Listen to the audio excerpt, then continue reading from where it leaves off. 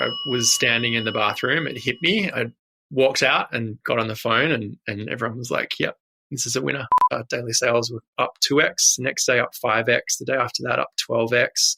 The day after that, we were going to do 30 to 40 times a regular day of sales. Our customers basically have sent us viral at this point. And I think like that's kind of the beauty of it, right? If you can do it with toilet paper, then you should be able to do it with any other product. And that's kind of what we want to show with our business model. Welcome to Add to Cart, the podcast that Express delivers all you need to know in the fast-moving world of e-commerce. Every month, Nathan Bush from 12 High and an e-commerce industry expert will share the news, research and insights that you need to know to keep you at the top of your game. And of course, keep your customers adding to cart. Hello and welcome to Add to Cart. My name is Nathan Bush, host of Add to Cart and director at e-commerce talent agency eSuite. Think of the most boring product in the world. Now imagine what you would have to do to make people so passionate about that product that they would gift it to their family or even replicate it as a birthday cake. That's what Simon Griffiths has done with Who Gives a Crap. For those who haven't heard of Who Gives a Crap, they're a direct-to-consumer toilet paper brand who have revolutionized the toilet paper experience. Not only do they offer direct-to-consumer subscription, funky packaging, and a very cool brand, they donate 50% of their profits to help build toilets in developing nations. Their goal is to make sure everyone in the world has access to proper sanitization. Talking big goals here. I spoke to Simon about how he came up with the idea for Who Gives a Crap in his bathroom in less than a minute. We also spoke about the challenges and the growth that they saw during the great toilet paper shortage of 2020 and why he once sat on a toilet for 50 hours. I mean, I've hidden in a toilet to get away from the kids, but 50 hours, that's a long time. So let's get into it. Thanks to our partners Shopify Plus and Signet, here's our conversation with Simon Griffiths from Who Gives a Crap. Simon Griffiths, welcome to Add to Cart. Yeah, thank you. Great to be here. Oh, we're very excited to have you on. I even did a LinkedIn post of me sitting on a toilet, shades of what you did, but for a much briefer period, asking people if they got questions. So it's the first time I've ever put something of me on a toilet on LinkedIn. So that's what you've forced me into. How did it perform? It got a lot of interest. I don't know if interest is the right word, but I only got one question out of it. I got more people laughing at me than anything. Well, engagement's good, just not in the not spiking in the type of engagement that you wanted. Yeah, that's right. I don't think it's done my professional profile any good either. No, yeah, it took a while for me to.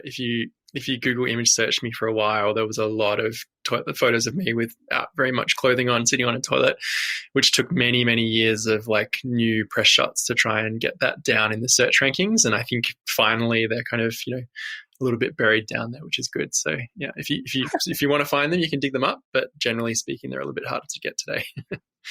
All right, we'll get to that story. I really want to get to that story because it's a cracking story.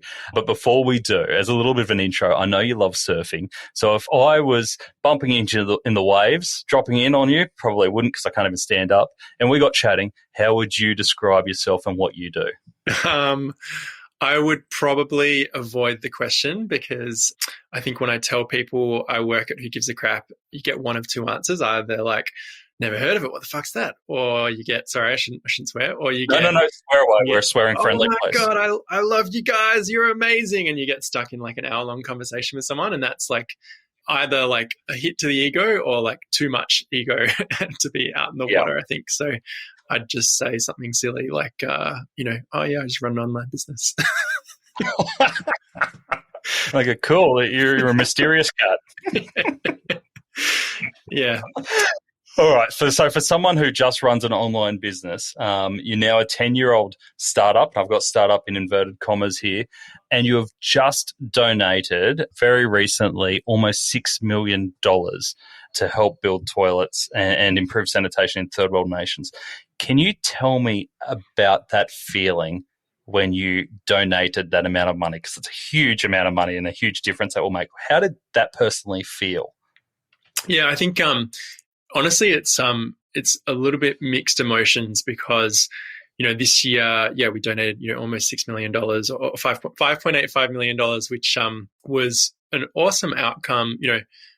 I think in a year where particularly, a lot of nonprofits really needed the extra money. So purse strings tightened up.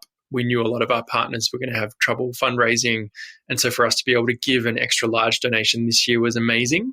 But on top of that, I think the big picture is, well, we're only funding, a handful of organizations. There's a lot out there that we're going to have hard years. And the problem that we're trying to solve, there's still 2 billion people globally without access to a toilet.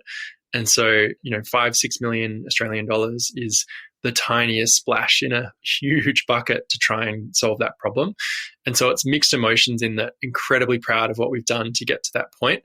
But we've got so far to go if we're really going to truly kind of make a dent in this in a way that's meaningful and accelerate the pace at which we solve this. So, we have a 30-year goal in our company to make sure everyone in the world has access to a toilet. And we're on track to do what we believe is necessary to kind of reach that goal. But we're at the very, very beginning of that. If you've heard about Elon Musk talk about scaling up production and the S-curve, we're right at the bottom of that S-curve, and that's a very painful place to be. So there's a lot in front of us to make that happen. Absolutely. I mean, looking from the outside, it looks like all bells and whistles and celebratory, and it's going great. But I think you've put it in great context there. I think it is just such a huge, overwhelmingly huge problem. So there's a lot to do. So can you, for anyone who's not familiar with Who Gives a Crap, can you give people the context on the business model behind Who Gives a Crap? Yeah, sorry. I should have answered your question properly before. I probably should have asked a real question. I took it a little bit too literally. But so we're a direct consumer toilet paper company. We sell paper towels, tissues, and now some sponges too. And we use half of our profits to help build toilets in different parts of the developing world. So we've been running for about 7.5 years now and made donations up over $8 million over that time. The big bulk of that coming in this last year because, we've grown exponentially, and then we were on track to have a record year in, the 2020 financial year. And then the last few months of the financial year were just a little bit bigger than what we'd expected. And that meant that our donation was a little bit bigger than what we forecast.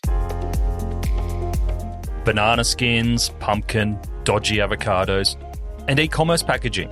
Our friends at e-commerce packaging supplier Signet are helping retailers reduce their carbon footprint with their new range of compostable mailers. Made from plant-based materials, these mailers will break down to organic fertilizer once composted, either at home or in industrial disposals. Talk about giving back to the planet. Signet have over 5,500 packaging solutions that help leading e-commerce businesses step up their packaging game. Visit signet.net.au to find out more. 7.5 years ago, thinking about creating a toilet paper company, what came first, the idea that you could disrupt toilet paper or the mission behind providing toilets for everyone in the world? Yeah, I mean, for me, this is my third kind of social business. So mission has been right at the heart of what I've wanted to do for a very long time, almost 15 years now. And the mission was certainly kind of the reason why the company exists. But the reality is that the idea to sell toilet paper and build toilets and, combining the two, that happened as a quarter-second epiphany. So one day I walked into the bathroom after thinking about purpose for a long time and thinking about mass market products and how they were the key for us to be able to make a difference regardless of who we are and where we lived. Everyone could buy toilet paper. One day I walked into the bathroom and saw some toilet paper and went, oh my God, sell toilet paper, use the profits to build toilets, call it Who Gives a Crap. I called 3 friends and they all said, awesome idea, you've got to do it. And the third friend said, I'm just wrapping up at my last job. I want to come and help you get this started. And so he became the one of the co-founders with me. Brilliant. And did all of that form in your own head, as in the idea for toilet paper, the name and everything kind of just come together really quickly? Literally a quarter-second epiphany. I was standing in the bathroom, it hit me. I walked out and got on the phone and everyone was like, yep, this is a winner. That's incredible. So not even a 24-hour idea. It's like a bathroom idea, literally.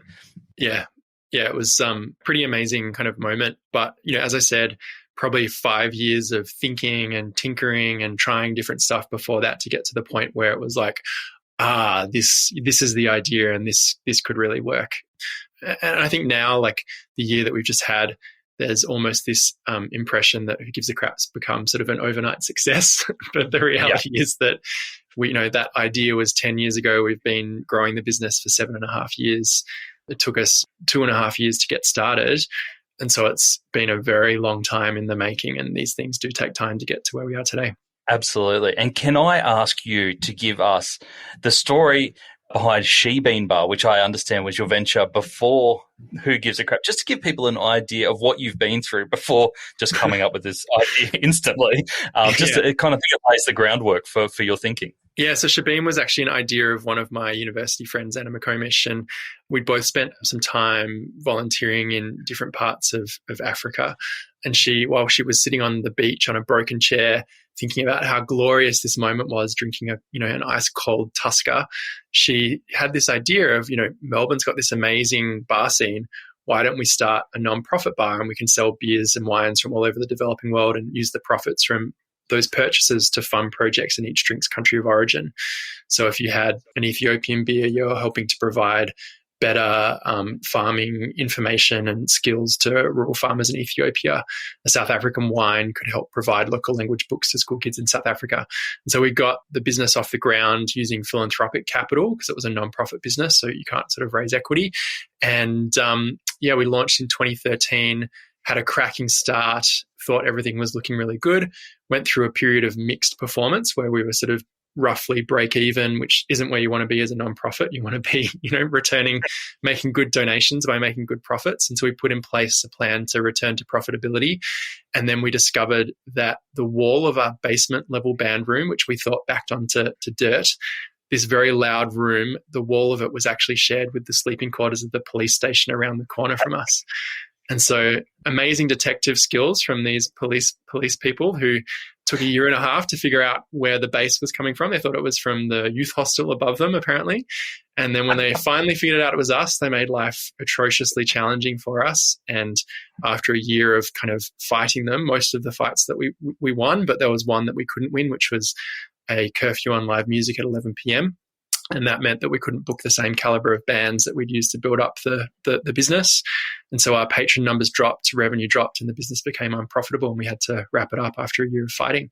So it was a pretty dismal kind of wrap up of, this amazing, what I still think amazing idea, something that kind of piqued interest globally. We got a lot of global press when we opened. But I think, from that, learnt so much. Hospitality is an incredibly challenging sector. E-commerce is very different and much more stable and awesome. The challenges of running a non-profit versus a 50% profit business model, which is what Who Gives a Crap is, which allows us to reinvest in the business and use working capital to kind of build the business over time.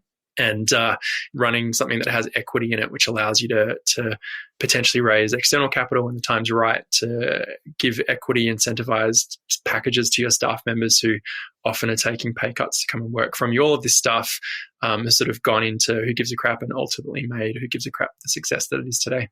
Yeah, absolutely. And even though Who Gives a Crap is a social model, it still needs to be profitable in order to make that impact, right?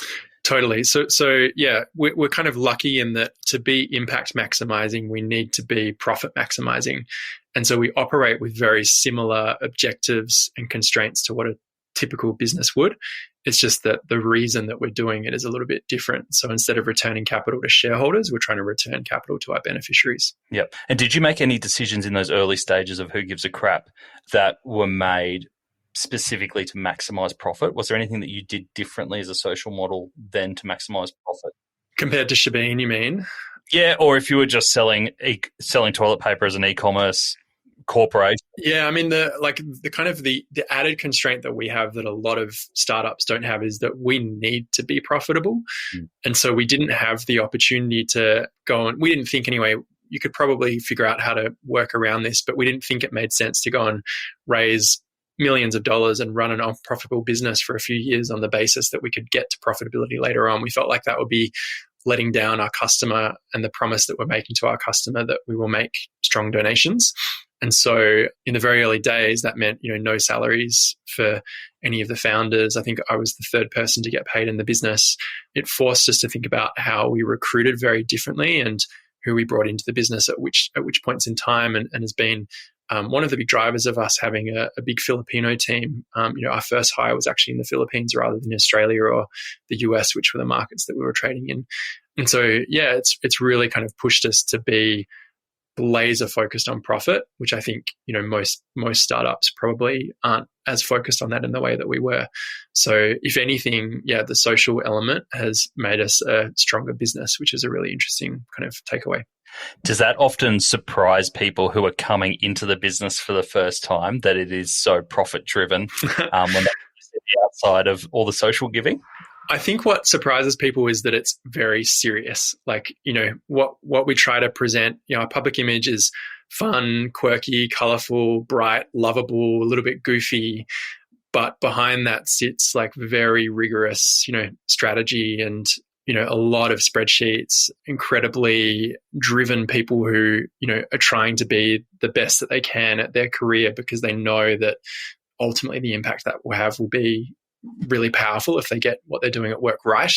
And so there's a lot of, we're very focused on performance outcomes whilst also being a fun place to work.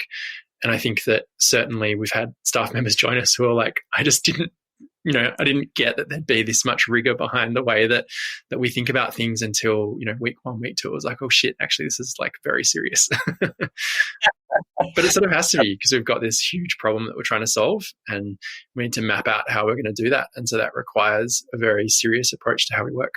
Yeah, absolutely. And you would have been one of the first to really ship toilet paper in large volumes online, right, in the early days? Yeah, literally the first. Yeah. I mean, we started the term direct consumer didn't exist when we started back in 2012. Dollar Shave Club had launched their videos 6 months before we launched our crowdfunding campaign. Warby Parker was I think they probably just had their first feature, first press feature and was just starting to take off. Bonobos was the big sort of breakout kind of e-commerce direct consumer model. So the landscape was really different. Shopify wasn't public and their website, frankly, was a piece of crap. So a lot's changed in that, in the last decade. And it's been amazing to sort of be one of the businesses that's kind of been, very early in that movement and seeing all of the changes that have happened because, now Shopify is worth $100 billion and it's just a very different landscape to what it was when we got started. I think even thinking about postage and e-commerce in Australia, absolute nightmare shipping stuff around the country in 2012. You do it now and it's pretty straightforward. It's still a bit, harder than what it should be, but generally speaking, we're a lot better at it today than we were then. Yeah, there's so much to unpack there, but I love that you've given us the scene of when you guys started because I think we can all kind of go back there. When you started, you launched with a big stunt, right? I'd love you to give us the story of the stunt, but also did you feel pressure to do some sort of stunt because you did have those that seemed to be the thing at that stage to do a big stunt to launch a brand? Yeah, it wasn't. I mean, we were kind of working on it before Dollar Shave Club launched. So we weren't sort of looking at what they'd done and saying, hey, this, we have to replicate this. We were looking at it and saying, we've got a couple of problems we need to solve here. We need $50,000 to place our first production. The minimum order of toilet paper is $50,000. So we need $50,000. If we get that $50,000 and then we can't find people who will buy the toilet paper, we're going to have literally an entire house of toilet paper, and that's going to be a pretty huge problem. So we also have to find our first 1,000 customers to buy that product from us. So crowdfunding, just as Kickstarter was starting to become a household name, amazing opportunity for us. We looked at what were the successful crowdfunding campaigns that had come before us, and at that point in time, there'd been 6 $1 million crowdfunding campaigns. Now there's probably multiple $1 million campaigns launched every single week. In 2012, when we launched, there was 6 $1 million campaigns. And so we kind of dissected what had made those campaigns successful. And the things they had going for them were either transformative tech, incredibly cool hardware that people were going to be able to get access to for the first time, or massive cult followings. And they had, millions of followers that could come and back these campaigns. And we were like, crap, we're selling toilet paper. And I've got 500 Facebook friends. We're in trouble. So how do we think about this differently? What do we need to do in order to get eyeballs on what we're doing? And really for us, the crowdfunding campaign, the third thing we need to test was, will people actually buy toilet paper called Who Gives a Crap? And will people in Australia or the US buy more of it? So get the money, find the customers, prove the brand name, and figure out which market we go into first were kind of the 4 things we went to test. And so to do that successfully, we had to get eyeballs, like millions of eyeballs. Otherwise, we could never validate, those 4 things that we were setting out to test. And so, someone working on the campaign said, I've figured out how we do this. We're going to shoot the campaign with you sitting on a toilet, and you're going to pledge to not get off that toilet until we've pre-sold the first $50,000 worth of product. And so we'll live stream you sitting on a toilet in a warehouse, and it'll take as long as it takes. And hopefully it goes viral and we get it done in 12 hours. But it's possible that you're going to be on there for a week, and we'll have to get a doctor to come in and relieve you at the end of it, saying this isn't safe anymore. I would have fired on the spot. Yeah, it was one of those, it was kind of like the quarter second, who gives a crap idea. It was sort of like, oh crap, this is so good. I can't say no to this. Like my wife's overseas, again, 2012, it sort of was hard to get hold of people when they were overseas. So I was like, I have to talk to her when she gets back, but I have to say yes to this now and then tell her when she gets back that I've committed to doing this thing. And she got back and was like, oh, it's a really good idea. Like, you got to do it. And so, like, that was kind of the reaction that everyone who heard the idea had, which meant that we were kind of onto a winner. I think when you have those ideas where people are like, I can't believe no one's done that before, that's usually a sign of virality, because people will want to share that with someone else going, oh, it's so simple. It's so beautiful. Like, why hasn't someone done it? And that was the beauty of that stunt. And so, we launched the stunt at 6 a.m. on a Tuesday morning, trying to get into the American news stream at the end of the day in the US. And fortunately got picked up national television in Australia on a few different channels.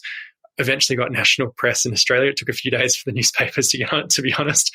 But just went like crazy viral on social media. Like MTV picked it up. Like it just went crazy globally.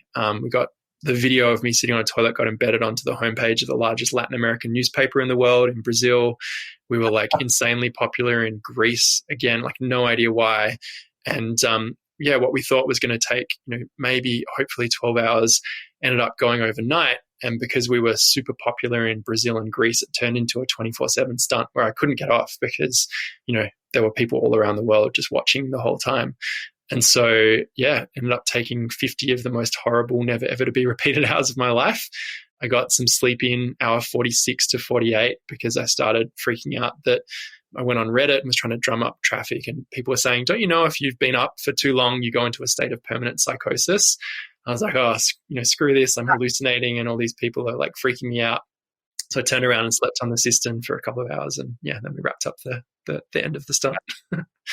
Reddit isn't the kind of place you want to be on if you're hallucinating, though. Yeah, it was the first time I'd been on Reddit, and hallucinating and Reddit's probably, the lesson I learned from that was not a good combo. And did you reach your goal, your financial goal? Yeah, we did. And I should clarify, I don't know, the hallucination piece, I don't know if anyone's ever stayed up for 48 hours in a row, but eventually like you lose, like, your brain stops working. And so you start seeing stuff, and all of the like still images on Twitter turn into GIF images, and it got like really pretty wild. So that's what I meant by hallucinating. That's crazy. And no DVT or anything like that from it? Yeah, so I mean, the pain in my legs at the end of it got so bad that I was so tired, I just kind of gave up and just didn't care about the pain, which was pretty terrible because that seriously probably did put me at, pretty high risk of doing something bad. So at the end of it, I kind of collapsed and slept for 8 hours, woke up, had swollen calves, intense calf pain, which are 2 of the signs of DVT. Luckily, someone watching the campaign had a friend who was a DVT specialist and got me an appointment. They rushed me in, and complete stranger kind of organized all of this. They said, what are you doing here? You're like in your 20s, people with DVT, we don't see anyone under 40. So I just sat in a toilet for 50 hours. I'm like, all right, whip your pants off, we'll have a look, just make sure everything's okay. And luckily they said, yep, everything's fine, no problems here. But I did there's this one spot on my left quad, if I sat in a seat on that one spot for too long, my calves would swell up and I'd get leg pain for days on end. And so it took about 3 years. I couldn't fly economy overnight because that was the length of the airline seats is standard, and they just put pressure on that one spot. So I became an expert on how to get anywhere in the world without taking an overnight flight, which is like a hidden skill that I now roll out every now and again when someone needs help. Wow. Oh, there you go. Who would have thought that stunt would have such an impact, both personally and professionally? Yeah. So fast forward us now into 2020. Can you give us an idea of the kind of growth you've had since then and moving into the great toilet paper debacle of COVID in 2020? Yeah. How did that impact you guys? Yeah, so we launched a crowdfunding campaign in 2012. We shipped our first product March 2013. We honestly thought supermarkets would be, our path to scale, but said, hey, no supermarket interest to date. So let's try and go direct to consumer. Again, wasn't a term that existed. Let's see if we can make it work. And so we packaged our rolls individually in like beautiful, well-designed kind of different packaging, 5 different designs in each box. And we started sending them out to our customers. And we had about 3 months worth of supply in our warehouse. All of a sudden, we weren't doing any marketing, any like direct selling ourselves. As soon as we started sending it out to our customers, our daily sales doubled every day, day on day. And after 5 days, we sold out of that complete 3-month supply that we had in our warehouse. Right. And it turned out that our customers were just taking photos of our products. They were taking it to work, giving it to colleagues, friends, family, everyone, just telling everyone they knew about toilet paper, which is kind of super cool. Kind of, anyone's dream, really, if you're starting a new consumer product company. And as a result, we realized there was actually a hell of a lot more interest in, online direct consumer toilet paper than what we thought was possible. And so basically, the first couple of years, we just grew off word of mouth. We were just trying to pave the road, before we were driving down it the whole time. About 2 years in, we turned on ads for the first time. So we tripled every year for those first couple of years just on word of mouth, and then turn on ads, and then basically doubled or tripled the size of the business every year for 7.5 years. And 2020 was kind of a bit of an exception to the growth rule. I think we overperformed a little bit. But basically, we're having a great year coming into February. We tightened everything up in the business, and we're going to make a record donation, a multi-million-dollar donation for the first time. And then, the last couple of days of February, we saw daily sales were up a little bit. We kind of had seen the run on toilet paper in Singapore, Hong Kong, Japan, and said, oh, that would never happen in any of the markets that we trade in. It would never happen in Australia, US, UK. And then, sure enough, that first day of March, our daily sales were up 2x, the next day up 5x, the day after that up 12x.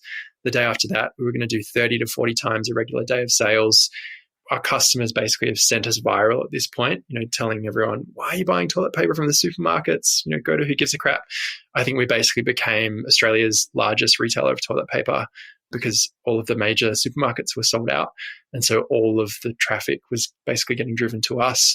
And so that month, we had 1 in 20 Australians visit our website, and, including like people aged 0 through to 110 years old. 1 in 20 came to our website, which was kind of crazy. We had to turn our website to sold out on the 4th of March to hold on to stock for our subscribers to make sure that they'd never run out again. And we turned on a wait list to let people know when we were back in stock. We thought we'd get a few thousand signups for that wait list, but we had more than 500,000 people sign up for that wait list, which was slightly higher than what we'd anticipated. I mean, it's crazy. Yeah. Yeah. And like an interesting time, like the world was kind of falling apart as well. So we had this huge business problem to solve whilst everyone's like normal, regular at-home lives were like getting torn to pieces. Yeah, absolutely. So just for anyone who's not aware, is that you've got a subscription model, which is you can choose to get your toilet paper delivered at regular intervals based on the quantities you want, but you can also buy the toilet paper ad hoc. Yeah, ad hoc. Are you able to give kind of a percentage each way, like how much of your business subscription? It varies a little bit, country to country, and whether you're looking at first order or repeat customer, but it's roughly half depending on how you kind of splice it. A lot of what we call sleeping subscribers, so regular customers who will order from us every X months, but for some reason don't want to take out a subscription. It's a part of the problem with having this huge wait list, and our subscribers could get toilet paper whenever they need it. They're probably the only people in the world at that point who could get toilet paper whenever they needed it. But part of the problem with that was that we had all of these regular customers who had ordered from us, every X months for the last 7 years, who for the first time couldn't buy from us because they weren't a subscriber. And so part of working our way through the wait list was figuring out how we prioritize returning customers versus new customers and get that split right so that we looked after some of the people that had been, supporting us for a long time. As a customer, we subscribe, and your communication at that time was so precise and so calm when the whole world was going a bit crazy. And as a subscriber, you're like, oh, good, I'm kind of looked after. Not that I was stressing about toilet paper, because I think there's bigger things to stress about. But from an operational point of view, when that hit, because like you said, it was literally a couple of days where the world changed. How did you operationally pull the team together and make those decisions quickly and make sure everyone was on board? Yeah, there was kind of a couple of phases of it. So, when you've just done like a month of sales in the first 3 days of the month, that creates some pretty big operational backlogs. And so it took us about a week or two to kind of clear out the backlog of orders, because our warehouses couldn't pick and pack fast enough to dispatch, the number of orders they needed to the next day. So it took a week. And then our customers are saying, hey, like, where's my product? Like, I ordered from you a week ago. What's going on? Has someone stolen it? Because toilet paper is now this hot ticket that's selling on eBay for $1,000 a roll. And so we had, huge customer service backlog that took another week to work through. And so once we kind of cleared that, we started to get our head into the mindset of, how are we going to satisfy this wait list? How do we do this? And it took a while. It's a pretty interesting problem to solve, because 500,000 people, we get more product arriving in our warehouse every single week, but we were never going to have enough to email everyone at once and say, hey, we're back in stock, first in, best dressed. Yeah. Would have sold out in 30 seconds. And so that's a terrible customer experience. And so we had to think through, how do we solve this problem? And what we landed on as being the right sort of framework for that was, how do we get toilet paper to the most people possible? Because this isn't just about shipping, the regular orders that we have. There's an actual problem, like a societal problem here, where people need a product that they can't get. And we have a lot of it in our warehouse. We have to figure out how to get, that into as many hands as we possibly can. And so once we reframed the problem like that, we worked out, we looked at getting a 747, full of toilet paper, sent over from a manufacturer. We kind of went through all these different scenarios, let's explore the stupid stuff and just see if it gives us a solution that's adjacent to it. And where we landed on was, the biggest constraints are inventory, customer service volume, and our warehouse pick, pack, and send. So even if we got a 747 load of product in, our warehouses couldn't pick, pack, and send it fast enough. And so the problem ended up not being, not having enough inventory, because technically we could repack as much as we needed to in our warehouses to create the number of orders. The problem was actually that our warehouses couldn't ship more than however many thousand orders a day. And so we ended up figuring out what's that upper limit. And then we hired and trained 25 customer service freelancers in a week, so we could triple our customer service volume. And then we broke down our inventory into smaller pack sizes so that we had more orders to ship. So we took our big 48 roll boxes and split them into 2 24s. And that basically doubled the number of orders that we could dispatch. And so then we set up an invite-only version of our store, slowly drip sent emails every single day to invite just enough people through the store on a target conversion rate to take our warehouses to their absolute daily maximum limit. And we did that for 8 weeks, basically running a secret online toilet paper club, which was probably the most popular club in the world at that point in time. And we eventually cleared through what was more than about 600 and something thousand people on the wait list, which was just mind-bogglingly cool. Basically broke every single email marketing metric you've ever seen.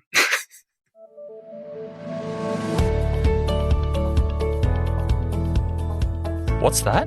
You've had all summer to read Shopify's Future of E-commerce report, and you haven't yet? And what's that? You missed the webinar with Shopify Plus's head of marketing, Robin Marchant, and product marketing lead, Anthony Kentris? Well, don't worry. We've got you covered. The webinar and the report is available on demand now, so you can access both at any time that you want.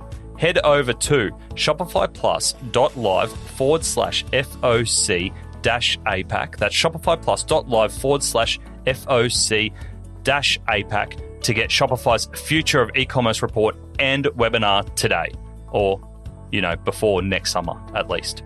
We'll put the link in the show notes for you as well. And did you have a flow-on impact to other things like your tech stack or anything else foreseen? when you're doing that, your team pushes the boundaries of every single system that you have in the business to its absolute limit. So we kept like pinging the Shopify API too many times in a minute for it to be able to process the orders. And so our inventory management system like switched off and kept breaking the link between the IMS and Shopify. Like all of this like terrible stuff happened. And when you're doing super high volume, when that stuff happens, if you end up with a day or two of a backlog of orders, it screws you because your warehouses are already at their maximum. And so then you have to figure out how to clear backlogs on top of, a maximum volume that is already being pushed through. So it's a super high pressure environment. I think our team said it's the most engaged they've ever been at work because we were just solving like super cool problems every day, knowing that we were doing society a service. And if we got this right, we'd bring lots of new customers into the business that ultimately would help us make an amazing donation come June 30. So super engaging, but super exhausting because really hard work, early mornings, late nights, and literally, the world was kind of falling to pieces around us while we were trying to solve this problem and kids were at home and it was just a tough work environment. Once we got to June and made, this record donation that was pretty much double what we'd forecast it would be, it was just this kind of massive pat on the back for everyone that had got us to that point. And I think everyone, that's the nice ending of the story. The bad ending of the story is that we got to the end of June. We're like, awesome, we've done it. We've cleared the backlog. Now, let's go on, let people can go on holiday and take some time off. And then, Victoria's cases came up. All of our Australian team were in Victoria. Borders got shut. Everyone's holiday plans got cancelled and people were burnt out, too much annual leave available, nowhere to go, and kind of created a different problem for the team, which we weren't quite expecting. How do you manage that? How do you get engaged after this? Yeah. I mean, that was a really once-off scenario where we felt like the whole team was at risk of burnout because everyone had just pushed themselves to get to the end of the financial year, basically, and clear that backlog of the wait list. We realized that people's productivity just wasn't where it should have been, and we felt that in ourselves. We could also see that when we were surveying our staff in our weekly surveys that we started through COVID to check how the team was going. And so we ended up saying, we need a circuit breaker. We've got to do something to try and give people a bit of a jab in the arm and kind of give them a break. And so we said to the whole company, everyone's taking a week off in 2 weeks' time over a 2-week period. So 50% will be off 1 week, 50% the other week. You've got 2 weeks to plan for it. So you can't get all your work done. You have to choose what work you're going to delay. And in that 2 weeks, there's no internal meetings. So you will not be letting anyone down while you're off, and you'll be able to get into deep work in the week where you're on. And so we made that change. It wasn't quite, we'll give you a week off. It was, we'll give you 4 days of leave for free if you take 1 day of leave. We had 100% uptake on that offer, as you can imagine. And it was a pretty amazing experiment. And we came out the other side of that and productivity kind of shot through the roof. And that was, kind of the shot in the arm that I think I certainly needed to get me through to Christmas and a bit more downtime. Yep. But really well received across the company. Yeah, nicely done. And in terms of COVID, we're not out of the woods yet by any means, but has it changed your long-term plans for Who Gives a Crap or your strategic roadmap? Because it's hard to imagine how to plan this not knowing what's still to come. Yeah, it hasn't changed too much. I think more short run, it meant, there's more risk in the system, which means we have to plan with greater variance to our plans. And so we've just held 2-3 times as much inventory as what we've ever had in our business, which is slightly challenging because all of our warehouses have fixed storage space. And so we've had to get pretty creative on how we deal with that. So the long-term strategies is pretty similar. I think, if anything, it's just meant probably mostly in the US, we've found a lot of new customers there where, understandably, the online sales channel is just significantly outperforming bricks and mortar because people don't want to buy something in a store if they can get it delivered. And that's, really, even more so than Australia accelerated the pace of e-commerce uptake. Yep. Tell us about your expansion internationally, because I heard that you went to the US and the UK at the same time. But that sounds Yeah. crazy to me. Is that true? Yeah. So I still like it's most people would look at that and go, that is strategy suicide. I still think it's like a brilliant piece of strategy that we did where we originally would gone into the US and the UK, into the US and Australia with the crowdfunding campaign. We found that we had, with the crowdfunding campaign, twice as many views from Australia and 3 times as many sales from Australia than the US. And so it was, for whatever reason, being shared more in Australia and converting better. And so we pulled out of the US to just focus on the Australian market to build up capability, understanding of customer, understanding of product, like get all of that stuff right before we went into the US, which is arguably the hardest market in the world for a consumer product. And so in 2016, we're saying, do we go into the US or the UK? We think the brand will resonate better in the UK, but our third co-founder, Danny's in the US. We have American team members, so we've got feet on the ground. So does it make sense to go there first? And I think we had this realization that if we went into the US when the going got tough, which it would, new markets are hard, we would say, we would never have had this problem in the UK. We should have gone there instead, and the grass would always have been greener. And if we went to the UK, the same thing would have happened. And so doing both markets at the same time allowed us to see what was a systemic global expansion problem versus a geographic, this is, an American issue that we need to solve. And truth be told, like 95% of the problems we faced with were systemic global expansion problems. And we definitely would have, if we were just in one market, we would have said, this is specific to the US, we would have been much better off in the UK. And so it was a really, really smart move. It took us about 24 months to catch back up on all the compliance stuff that we screwed up with that expansion, because you need, new companies and bank accounts and tax, everything. Yeah, it was a nightmare, like legal compliance. So that was a real headache. And unfortunately, I was looking after most of that, which is probably why I was so far behind on it, because that stuff's not my strong point. I can do it, but I just hate doing it. And so I don't do it very well. And so probably wasn't until about 2018, that we really kind of got on top of all of that as well. Yeah, nice. And how are those markets responding now in Australia? Yeah, amazing. I think, in November, the US was our biggest market globally for the first time. We sell more outside of Australia than in Australia. And yeah, those markets are, our fastest 2 growing markets today. We're now, we've opened up our first European warehouse. So we've been shipping into Europe from the UK for a while, but sustainability is important to us. So we want to try and cut down distance to customer. So we've made that push now, and we'll open up Canada in the next 6 to 12 months as well. How exciting. That's brilliant. Now, we've got to wrap up, but do you have a favorite customer story from your time at Gives a Crap? Like so many, our customers are just amazing, like the things that they do that you just would never dream of. So some of my favorites are one time Cheryl and Gary sent us a photo of their wedding, and in the background, instead of a wedding cake, there was a stack of Who Gives a Crap, and they gave a roll of toilet paper to every person at their wedding instead of a piece of cake. And that's just like, holy crap. On that cake theme, we got sent someone's first birthday, and her parents had baked a cake that looked like one of our rolls of toilet paper, because apparently, our toilet paper was her favorite toy.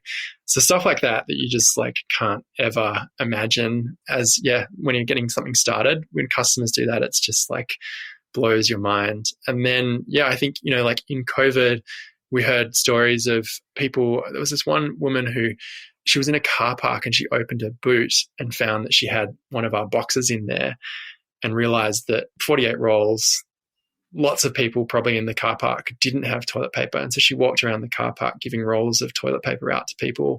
And apparently people in the car park were in tears, because it was like such a hot commodity, and they'd been trying to find toilet paper for, weeks before that. And so this lady just, had a bit of empathy for what was going on, and did everyone a real solid. So stuff like that, people gifting your toilet paper, like that's just awesome. Like, who would have thought that you could create toilet paper that people are so passionate about? Like, no one's ever been passionate about toilet paper. Yeah, and I think like that's kind of the beauty of it, right? If you can do it with toilet paper, then you should be able to do it with any other product. And that's kind of what we want to show with our business model. So yes, the impact that we have, the donations we make is important, but the most impact that we can have is by showing that our business model can be successful at scales that other people come and copy it and hopefully do an even better job than us and can help solve some of these other problems that are out there other than just sanitation. That's brilliant. I think that's a great way to end it. Simon, if people are looking to contact you or learn more about Who Gives a Crap, what's the best way for them to get involved? Yeah, so Who Gives a Crap, they can just jump on our website, whogivesacrap.org, or Who Gives a Crap TP on social. And then me personally, I'm Simon Griffiths on Twitter, and check LinkedIn semi-regularly, and then Simon Griffiths on Clubhouse as well. Great. Not on Reddit anymore? Occasionally on Reddit, but I've probably got a funky username on there. Simon, thanks for joining us on Add to Cart. Really appreciate you telling our story. Yeah, thanks for having me. It's been good fun. So a special shout out to James Johnson, who, instead of just laughing at me on the toilet in my LinkedIn video asking for questions, he actually posed a question and he laughed a little bit. But he asked around how Who Gives a Crap scaled during the March shortage. Some of the numbers around tripling capacities and the 500,000 instant email subscribers is mind-boggling. But as Simon shared, throughout it all, the team was able to stay rational while pushing themselves to the limit. The insight around the move to a more elastic model is a really good call out and a great exercise to do if you haven't already experienced it with COVID.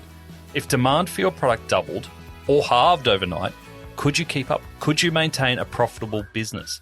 Likewise, if supply stopped, how would you manage it? By having answers to these questions now, when the pressure's not on, it will allow you to make quick and rational choices when or if the time comes. To finish up, I have 3 resources for you.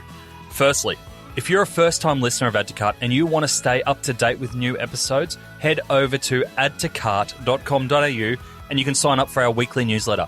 We'll let you know every time a new episode drops, as well as giving you my 3 takeaways from each episode and a link to the transcripts so you can know that this is an episode that you want to dive straight into. Secondly, if you want a weekly roundup of the best e-commerce case studies, tools, and research, sign up to the High Five Friday newsletter, which is delivered to inboxes at 8 a.m. every Friday morning.